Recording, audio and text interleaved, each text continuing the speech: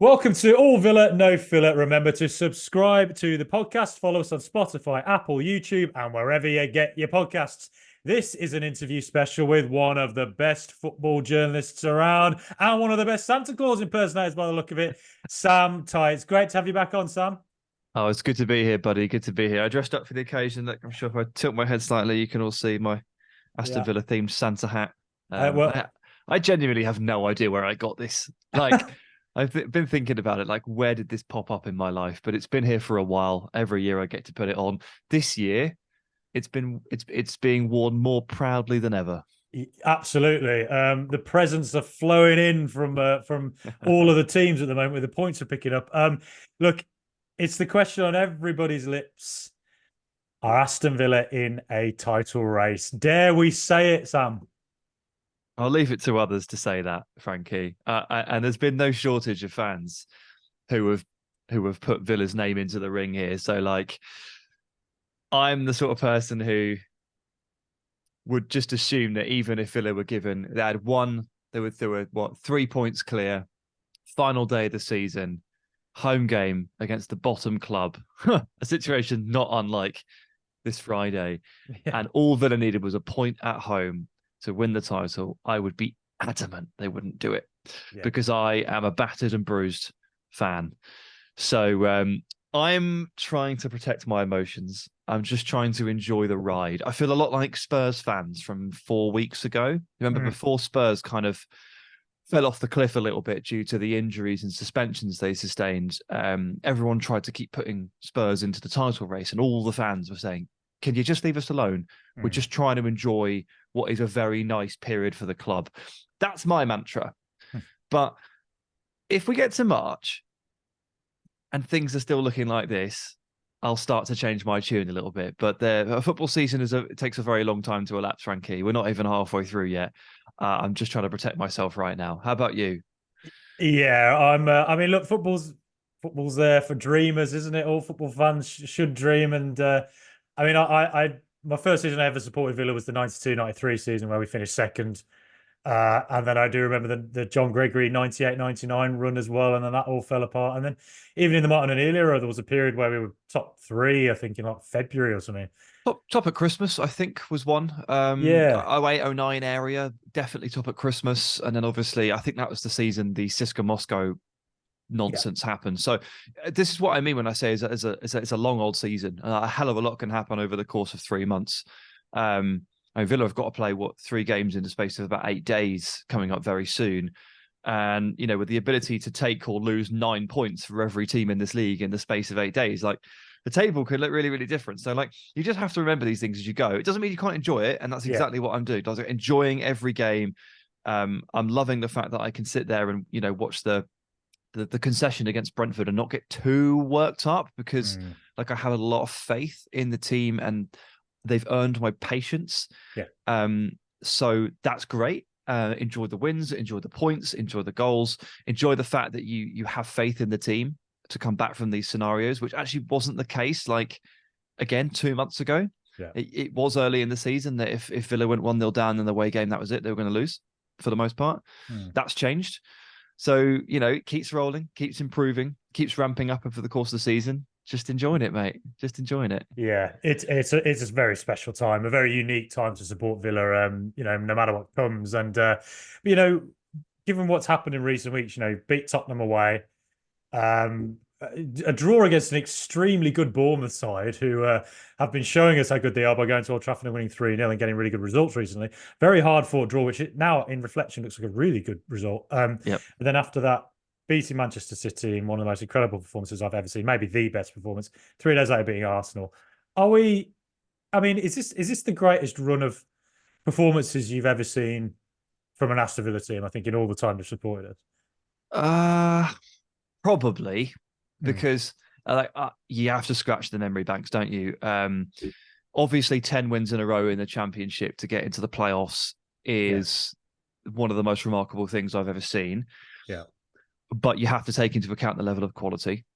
And Villa really had been underperforming up until that point and had a bit of a cheat code team having a midfield duo of Jack Grealish and John McGinn in the Championship isn't particularly fair. And it so turned out that even if you go to a place like Rotherham and get reduced to 10 men, you can still play them off the park because you are that good. So that's a hell of a run, and that will never leave me.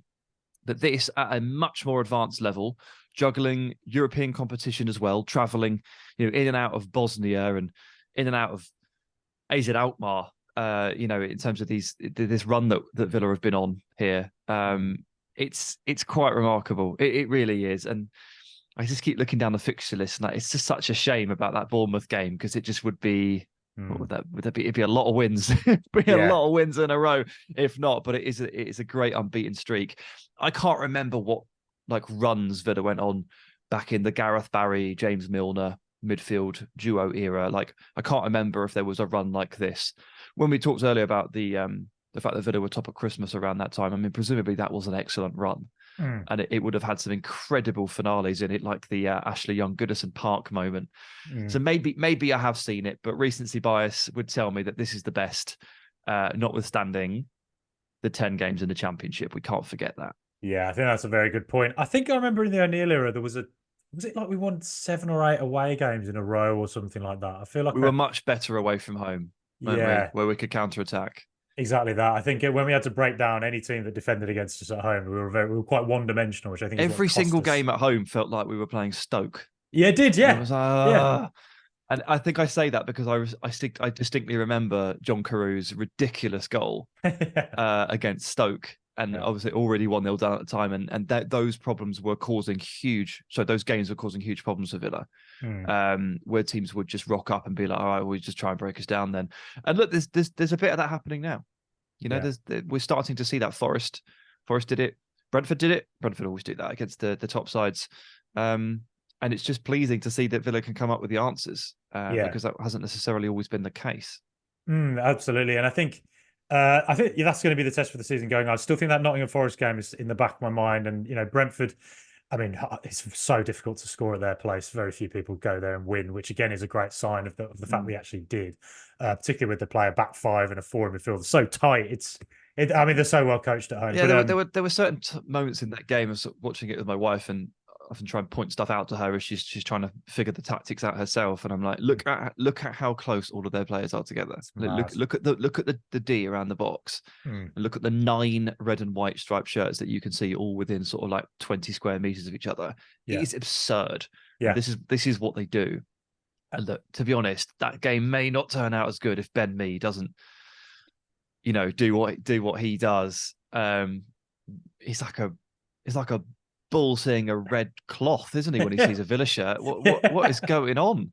I don't understand it at all. He sees that rampant lion on the badge, and he just feels the urge to take it out. Maybe in a past life he was a gladiator fighting a lion in a Colosseum or something. But it's bizarre because he is a player who doesn't seem to get. I mean, what is it? His first red card or something like that? And was it his first one for 10 seasons or something? They said on the commentary. I can't remember, but it was obviously they don't happen very often. Yeah, I think I can think of a foul he should have got a red card for against a guy called Wesley a couple of years ago. But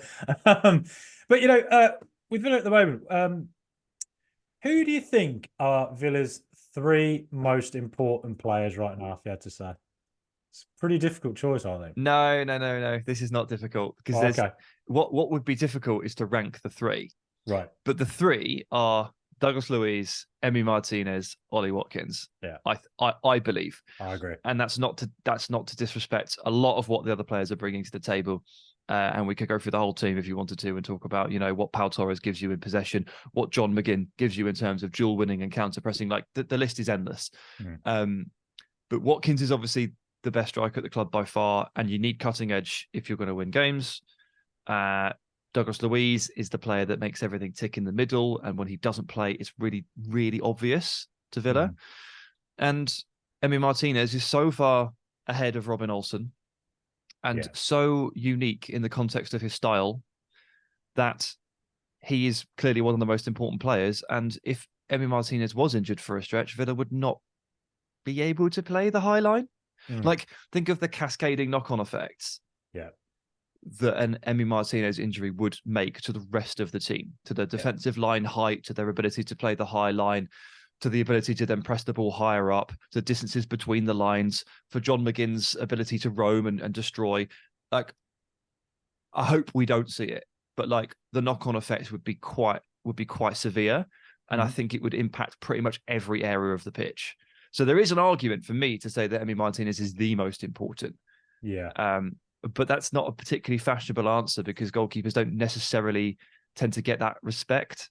I think exactly. Do you know, I was thinking that with Emi Martinez, given where Villa are in the league right now, and given the fact that every single game he makes a save where you go, I cannot believe he's just saved that. Yeah. It's an argument to be made that he might actually be, if they were to do the PFA Player of the Season right now, he's like got quite a strong case to be one of the contenders for it. So if you look at I was actually looking at this yesterday, funnily enough, so I'm just going to pull this up now, but the advanced goalkeeping statistics on FBref, so just done by Opta, and just looking at Martinez against his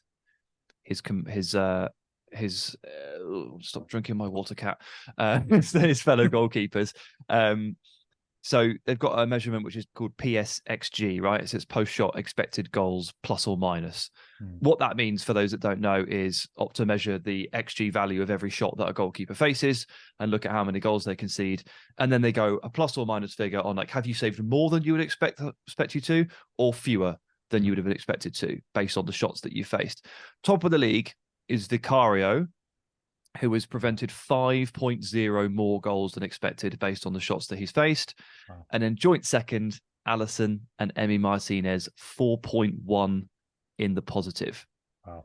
Now, to give you the other end of the spectrum, just in case you cared, Mark Flecken, Brentford, minus 4.8. Not having a great season from a shot-stopping perspective. And then they've got other stuff as well, like, they've got the passing stuff, but they've got the sweeping actions and the crosses stopped, which I find very interesting. Emi Martinez, 12.4% stopped crosses. I think he's second in the league. No, third in the league. My mistake, sorry. Outside of the penalty area, actions per 90. Emi Martinez, second in the league, behind Vicario. So starting to paint a picture there where I think on balance, Vicario has been the best goalkeeper in the league this season. Yeah. I think he also has the most clean sheets. So I think that checks out. But Martinez is top 3 across the league. And it's very obvious from a number of different standpoints, cross-claiming, pressure relief, sweeping up behind the defense, more than two per game, and saving 4.1 more goals than you'd expect. He's been one of the best players in the league this season. Absolutely. He's been phenomenal. And it's just when he comes out for a cross as well, you just, in your head, you think, when you see him coming for it, you think, oh, he's got it. It's fine. Yeah. We're all right. We're okay. And that's not a feeling I've had at Villa for a very long time with some previous goalkeepers we've had. I just remember the switch from Given to Guzan that really made me appreciate a keeper that would come off his line and claim a cross. Because Given obviously used to stand on his line the entire time, and eventually the ball would be kicked in, hacked in, because he'd be stood there too scared to come and get it. But Guzan, for some of his faults, he used to come out and claim those crosses like no tomorrow. And I really appreciated that proactive attitude. Yeah. And ever since Guzan, I've really, really looked for that in a goalkeeper, and Martinez is right up there. Absolutely. And with Villa, as well as things are going at the moment, do you see any areas that you still think, it's a bit of a weakness? Are there any areas that concern you sort of going forward?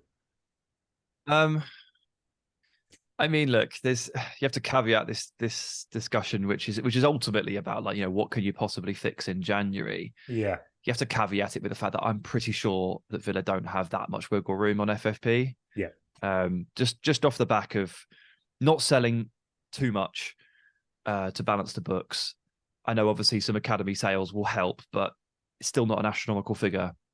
Diaby was more than the combined fees of all of those players that Villa sold in the summer.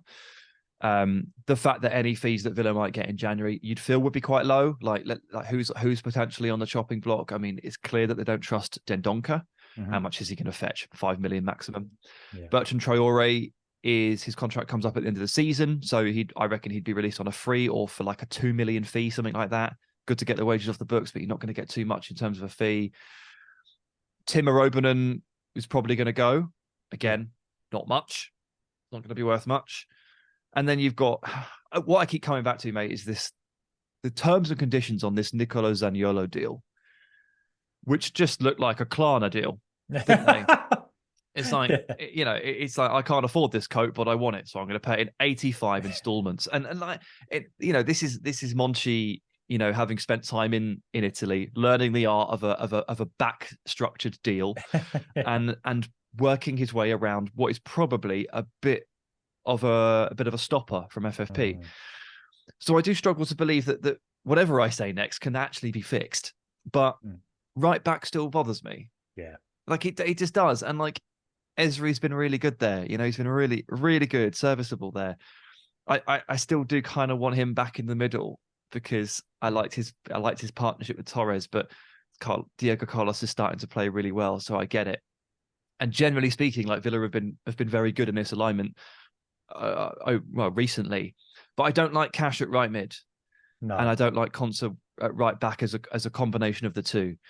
And I still think that Villa look light there. And when you start to wrap in the midweeks and when you start to do the European travelling again in March, it just feels stretched. And Yeah. I would have bought one in the summer and I would buy one in the winter, but I don't know if they can.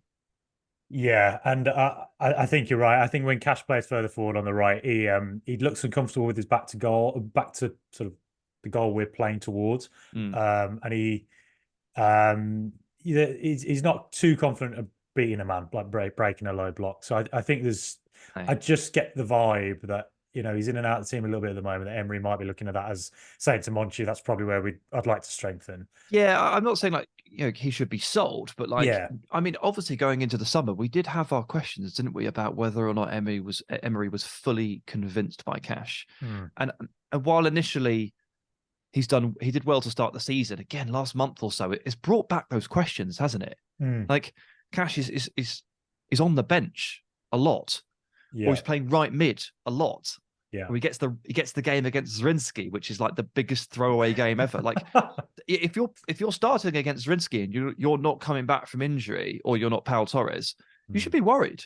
Yeah. You'd be worried about your place in the team, and that goes for the lot of them. It goes for Dendoncker, it goes for almost everybody except for Torres and Konsa, I guess. Mm. But I would certainly look in that area in the market in January if there's wiggle room. Like Mm. my ideal signing would be Kyle Walker-Peters. Yeah, I remember you mentioned him before as well. And he's absolutely ripped the championship a new one in the time that since we spoke about that. So there's no concerns over the quality. He can play left and right. He would presumably be okay with a rotation role because he's currently in the championship, and Saints are going to have to do the playoffs at best. They're already 10 points off the top two. So that seems like a goer. And then the other name I would have mentioned would be Thierry Correa at Valencia, Okay. who, La Liga is a place that Monchi and his staff know really, really well. So they'll be aware of him. Valencia love a sale. They love a sale. I reckon 10 to 12 million gets Thierry Correa, and I think he's really good. So there are possibilities here. I just don't know what the wiggle room is. Like, what if Villa need to sell 4 players to make it happen? Well, frankly, that might not be possible anyway, because do Villa even have 4 players to sell? I know we talked about the names, but can the squad handle 4 departures? It's already a small squad. Yeah.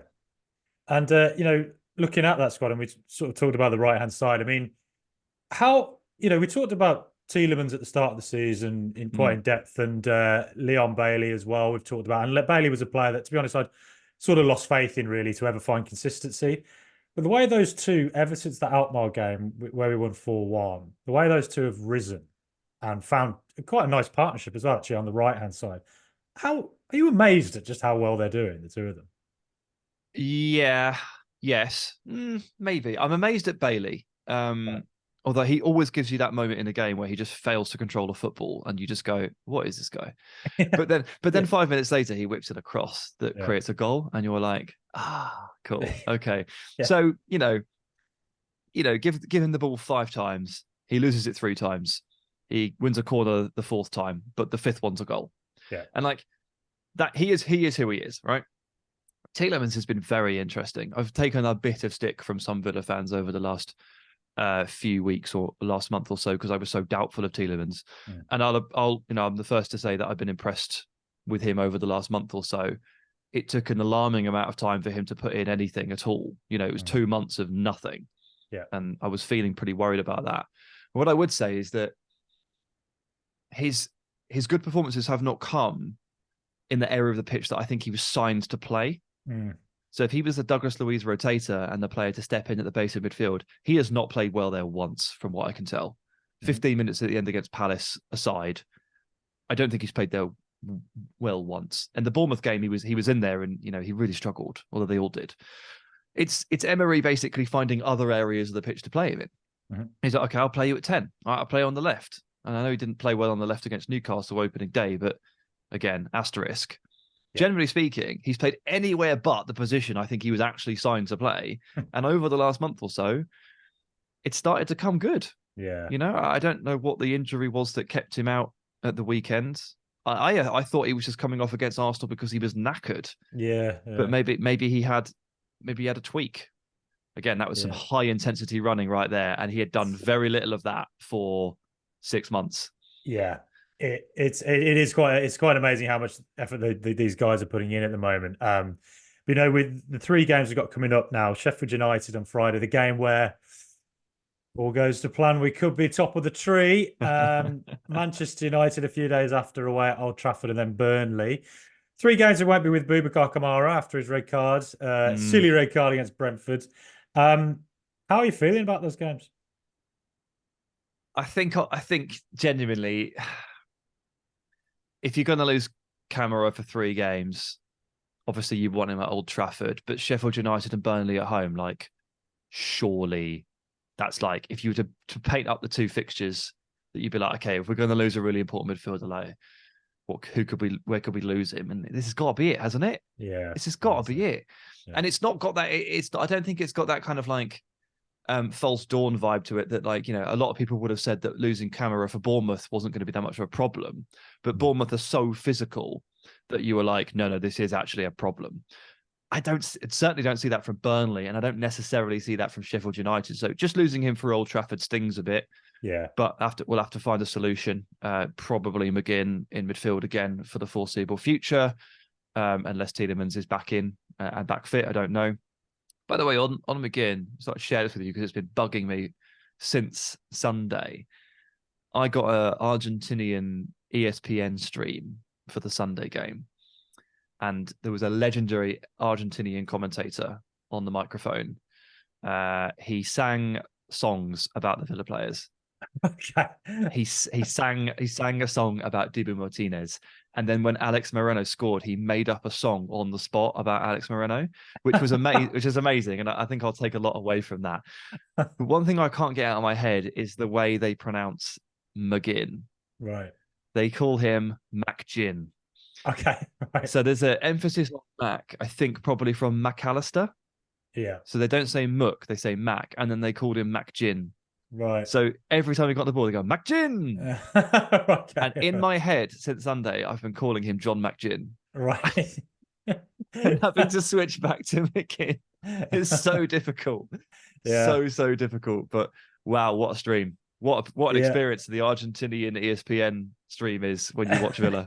They love Martinez so much, and they love Villa as a result. Like it was such openly supporting Villa on the stream against Brentford. Yeah, it actually dawned on me how big it was, in the sense I was in Barcelona like 2 months ago for work, and went to a bar, got chatting to this Argentinian guy, and I said, Argentina, I support a team that has a big Argentinian player, Emi Martinez, and they were just losing their minds. I got a free drink out of it. I mean, that's how big it is. To have a World Cup winner, it's like, it gets you free drinks. You should try it out if you ever meet an Argentinian by any chance at a bar. So yeah, that was my one Martinez story. I just want to thank him for that. Given where Villa are in the league at the moment, currently riding high, you never know, things change and all that. But what do you think the minimum would be for this season now, really, given where we are and where some of our rivals, Man United 10 points behind, Newcastle 9 points behind? Where do you think the minimum is now for Villa? Yeah, the minimum has definitely shifted. I think pre-season we were talking about minimum is like anything below 8th is not acceptable. Getting back into Europe, juggling the schedule would be good. 3 weeks ago, I was thinking, right, well, 6th has to be the minimum. And now I look at it and I think, well, if you finish below 5th, something's gone really wrong. Yeah. So as time wears on and the points keep going and the cards keep falling for Villa as well, like Moreno's back, Ramsey's back. The squad is looking good. Watkins has kept his form. Douglas Luiz. A month ago, there was a little bit of concern about whether or not Arsenal would come in, and it looks like they're just gonna park that one because they know they can't get in mid-season. What else has happened? Villa finished top of the group. They now have to play a European game in February. They don't have to step in until March the 7th, and then the home leg is March the 14th.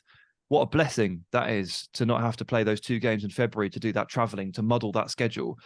All these cards keep dropping in Villa's favour, and it just keeps pushing the bar up and up and up. So now my official answer is a minimum is 5th.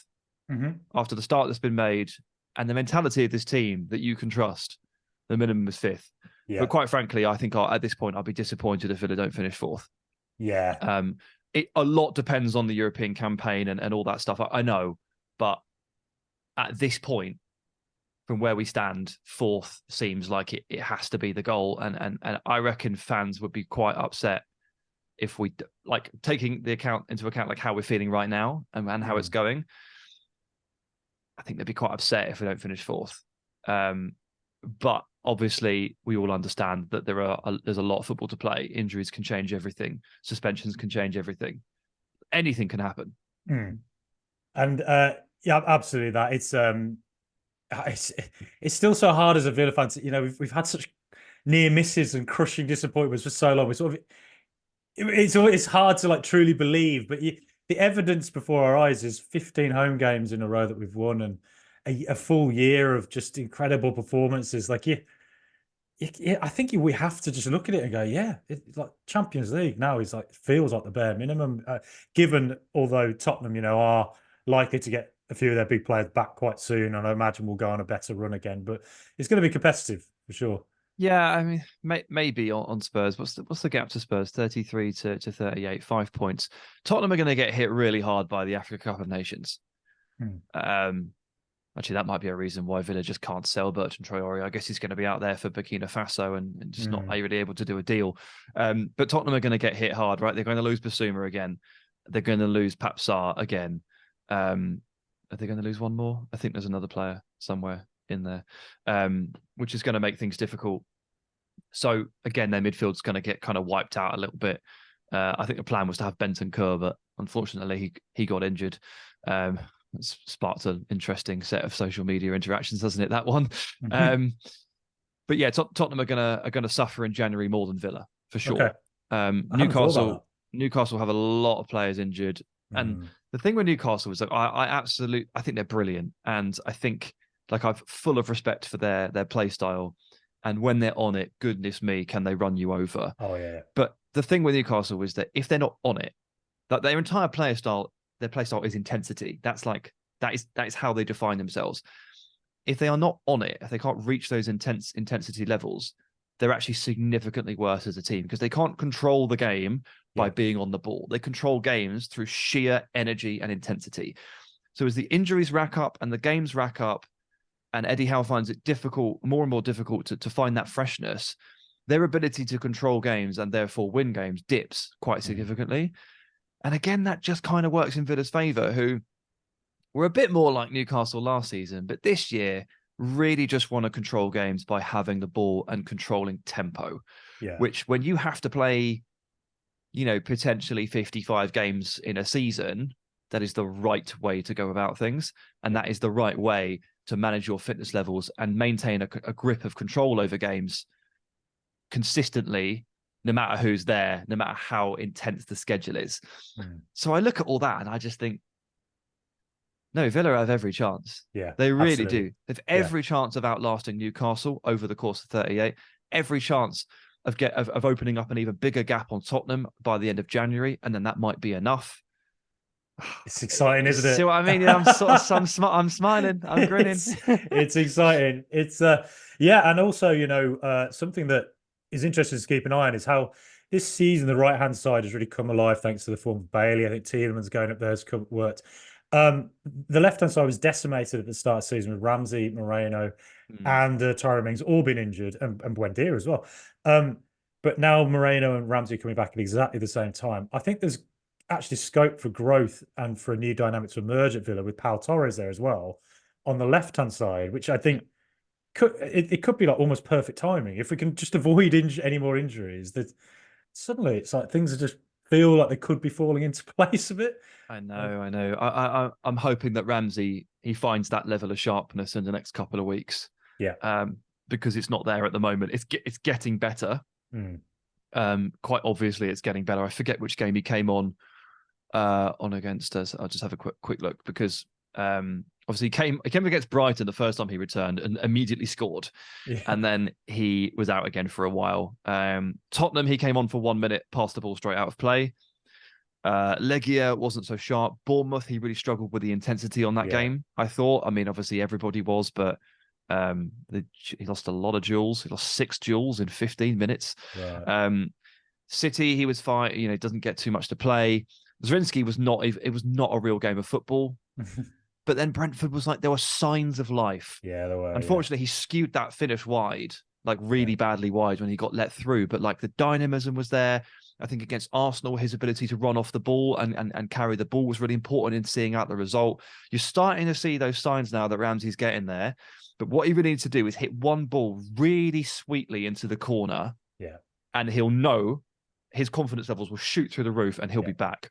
And And so he's done that before as well. Yeah. Yeah. I mean, he can place the ball in the corner beautifully. So that's what I want to see. And then it really in the next game against Sheffield United, like give me Jacob Ramsey, get me a Jacob Ramsey goal, and I think this left side is back because Moreno is there. He's already there. Yeah. He's got no problems at all. Like, yeah, it's I'm amazing. stunned. I'm stunned. Like, he played about 115 minutes at the weekend. He looked like he was about to die at the final whistle. And he hadn't played 90 minutes since like May or something. Yeah. That was an incredible effort. And he's not lacking sharpness. No, not at all. He's not finding things. He's bursting past players. He's overlapping the overlapping run that he made when he should have shot earlier. Yeah. You know, this is it. He's fine. Yeah. And if Ramsey can just find, 3 games in 8 days, if he can just find that as well, the left side is back. Yeah, it really is. And also, we've got a little bit of breaking news while we're recording this. So that just Chris Heck has paused plans to redevelop Villa Park. I'm reading from a John Townley tweet from the Birmingham Mail, and he said that it's currently a bad idea to demolish the North Stand, and it would have reduced Villa Park's capacity to 36,000 from next season and until 2025-26. So that's now been delayed essentially. That might be a sign that they're anticipating Champions League football, I would say. Do you think? Well, I think if we got Champions League and and the North Stand was gone next year, that suddenly all that revenue we're probably missing out on. I guess so. Is this? Do you need a tinfoil hat or? Yeah. That's my reckless speculation here. But who knows? Honestly, who knows? I mean, the North Stand is terrible. Yes, it needs to go. Yeah. Obviously, it's terrible, but I don't know. I don't know what to say about that other than I agree that it would look terrible on a Tuesday night broadcast if there was just 3 stands. It always looks rough, but there's no good time to do these things. No, it's like when I was trying to buy a house, and I was worried about the effects of COVID on the economy, and I said to my dad, "I don't think this is the right time, Dad." He goes, "Sam, if you're looking for the perfect time to buy a house, it doesn't exist. You'll never find it." Yeah. And it's probably the same thing with when you have to unfortunately go through the pains of knocking down, demolishing, and rebuilding stadiums. It just doesn't work at all. Sevilla are completely redesigning their stadium. They're demolishing it on the spot and opening it back up again. Right. They announced these amazing plans to do so. They are currently heading for relegation. Wow. Like Sevilla are the Everton of Spain right now, in that they've got these amazing plans, but everything on the pitch tells you that this is a terrible, terrible time. You just can't draw up the perfect time to do anything in football. Absolutely. In Valencia found that out as well with the old new Mestalla that's been sat there for 15 years, empty in the middle of Valencia. Awful. It's difficult, and also the cost of everything has gone up recently, and obviously I'd imagine redeveloping the stand is harder. Plus the transport links, the Birmingham City Council's financial issues as well. It's probably just, like you say, there's no perfect time, but this particularly doesn't feel like a really good time to rebuild. So, but look, next game, Sheffield United, score prediction? 3-0. Yeah, Why not? that's that's what the confidence they put into us now, isn't it? For sure, yeah. Home game, Douglas Luiz is back. Yeah, why not? I mean, Yeah, why not? Why would you predict anything else? yeah, Unless you are basically convinced that Cameron Archer is going to haunt his boyhood club, which is yeah. obviously very possible. But yeah, I mean, why wouldn't you go for a pretty good margin for Villa there? And I know this is not that important, but every time Villa play under the lights, Something happens. something really good happens. Yeah.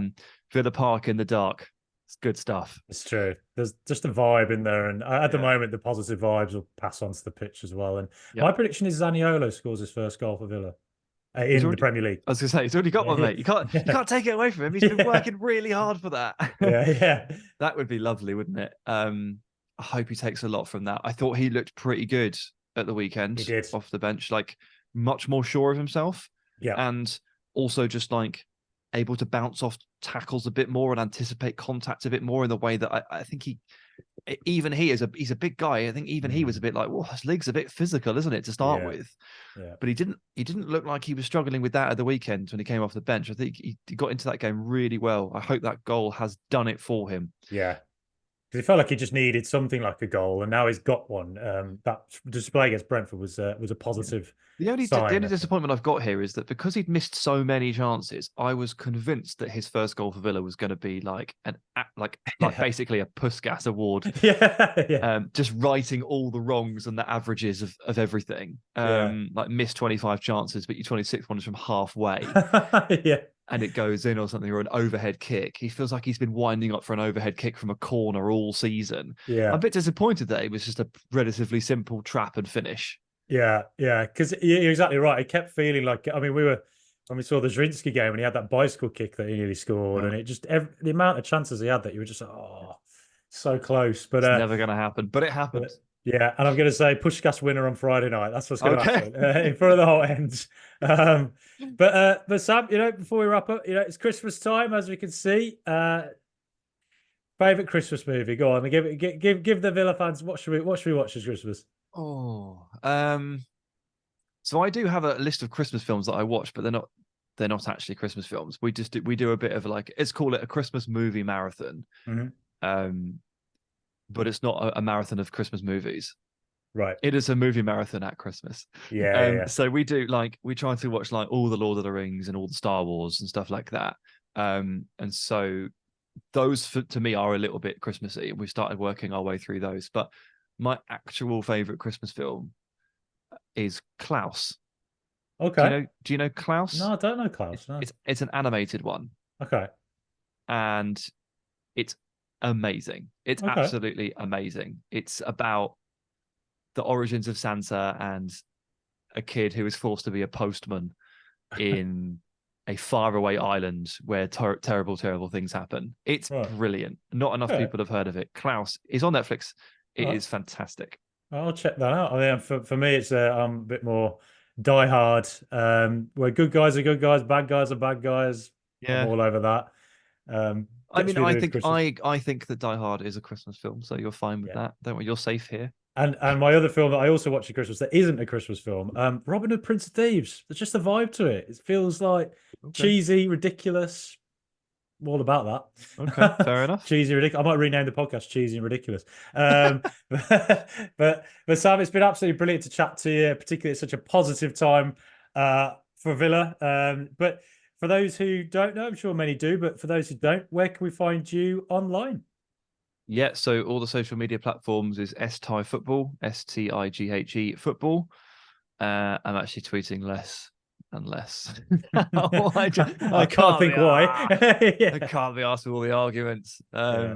And it's also every time I tweet, I get about 6 bots offering me fixed match odds, It's the which is bot thing. Yeah, it's unbearable. a really genuinely unusable platform. I'm trying to post once a day on Threads and make it my haven. I Yeah. never talk about VAR, and I only talk about nice things. But other than that, obviously, I write for ESPN. I write for Who Scored. I'm on the Who Scored Edge of the Box podcast every other week with a certain other Villa fan, Dan Bardell. Mhm. So you can always Top find man. me there on those places if you'd like. Brilliant. Well, Sam, thank you very much for coming on, and I look forward to chatting to you again in the near future.